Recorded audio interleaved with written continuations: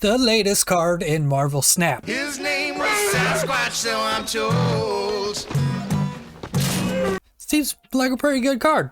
Today, we're looking at the good, the bad, potential deck list, and then ultimately give a recommendation on whether or not you should get Sasquatch in this installment of...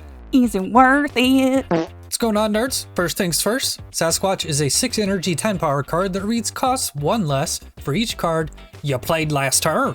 Overall impressions. I'm just not sure how this card isn't at least decent. Seems to me that it's as good as and pretty comparable to Mockingbird, and I think that would be if Sasquatch ends up being disappointed.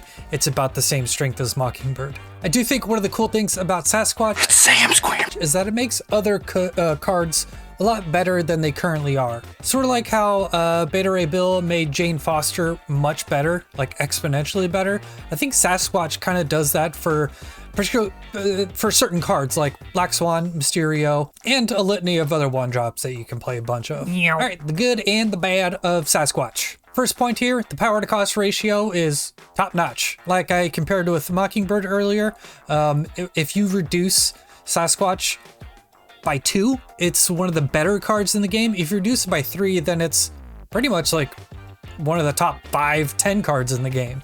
I don't think it's going to be hard to get it reduced by 3, really, that much. I mean, just playing a Mysterio makes it a 3-drop, and a 3/10 is technically the best 3-drop in the game. And then that brings us to the second point. It's easy to reduce. Gonna be super easy, barely an inconvenience. Like I already said, 2 cards is a 4/10, and you can play 2 cards in a turn pretty much with every deck, except for maybe like Hela or Tribunal combo. But other than that, almost every deck in the game can at least get this to a 4/10. And if a 4/10 is as bad as Sasquatch gets, it's a pretty good card. Third point, it's deck range. I guess I should have just put flexibility here because that's what I mean.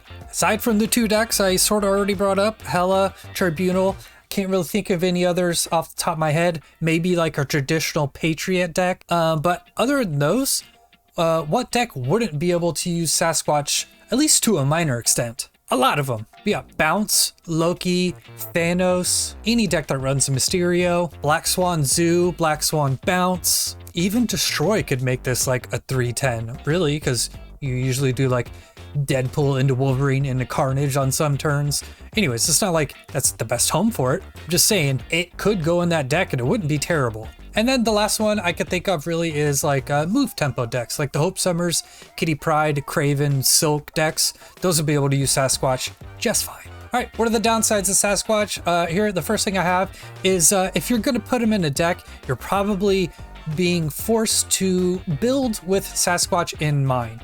Now, yes, it could just be like a 4/10 in a bunch of random decks, but really if you're putting Sasquatch in your deck, you're gonna restrict yourself in how you build that deck. That's not really a downside. I'm reaching here, Christina Ricci, because I don't see too many downsides to this card, but I guess it is a downside when you have to like be like, oh, I can't run this card or that type of strategy because I'm also trying to do Sasquatch stuff. I guess that's the downside. Is it though?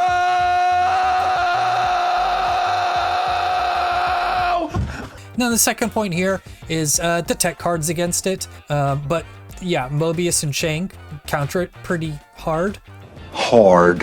But I hate those arguments. I just put it here because I got nothing else.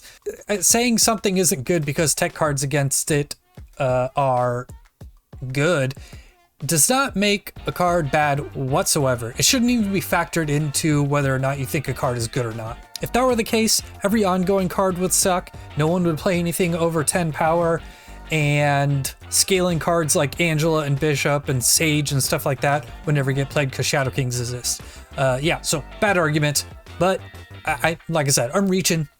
That's what I got. Yep. All right, on to a potential deck list for Sasquatch. This is something you could play.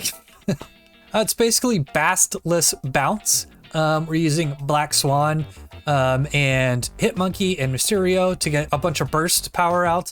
And since you're already trying to get Hitmonkey really big by playing a bunch of cards in one turn, that's where Sasquatch comes in. The only difference here is you probably would want to do Mysterio Hitmonkey on turn 5 to then get a a 2 energy Sasquatch on the last turn of the game.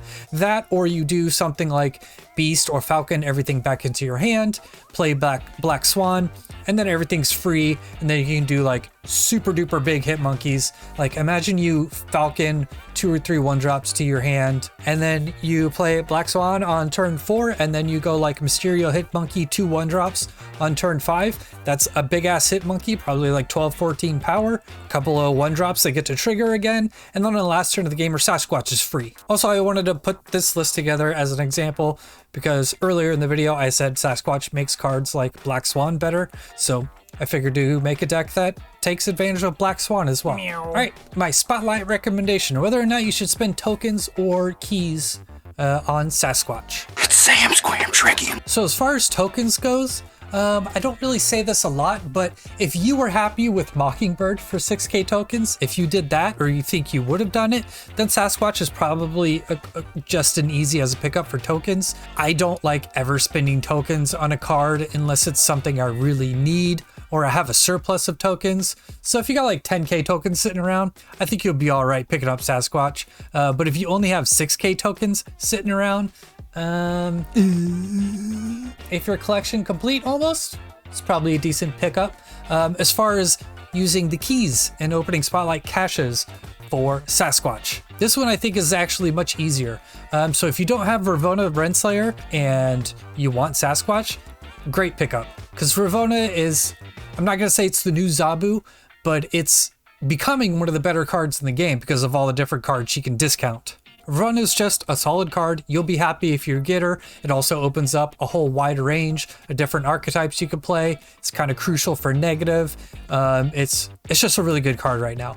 So yeah, if you don't have Ravona, I say go for it. Open all 4 to get Sasquatch or Ravona. Now, as far as Havoc goes, I think Havoc is one of the most underrated cards in the game. It's really good. It also works with Ravona Renslayer.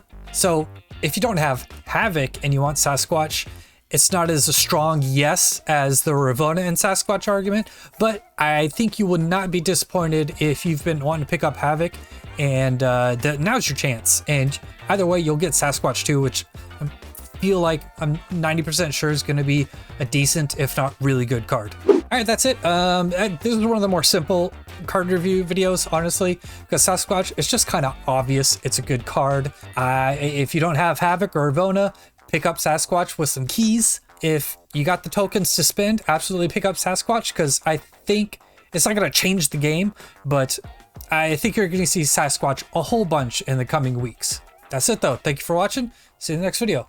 Later, darts. Take a look at the plaster cast of his foot, now you know he's real.